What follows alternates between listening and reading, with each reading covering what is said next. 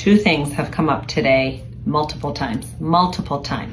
I want to explain this to you. The connection between cortisol, stress, burnout, etc., and the feeling of anxiety, and why being stressed and anxiety actually feel the same because of how close they are related, yet I don't think that we talk about it as much as we should. So cortisol is our stress hormone. We talk about cortisol a lot, but the other hormones that are secreted from our adrenal glands, which is where cortisol is secreted from, is adrenaline and norepinephrine. These are also our stress hormones. So our adrenal glands, these little things that sit on top of the kidney, they secrete cortisol and adrenaline and norepinephrine, which all equal stress hormones.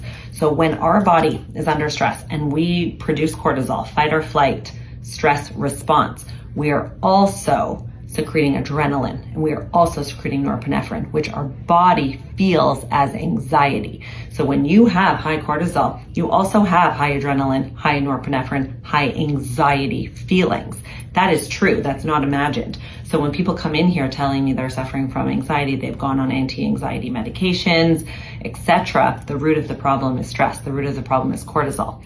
Something else that has been coming up today is how cortisol therefore steals from other hormones. It depletes other hormones because when your body is in survival mode, it does anything to protect itself. So it pulls from vitamins, it pulls from minerals, it pulls from nutrients. That's why we lose hair when we're stressed. It also pulls from other sex hormones, estrogen, progesterone, testosterone, etc.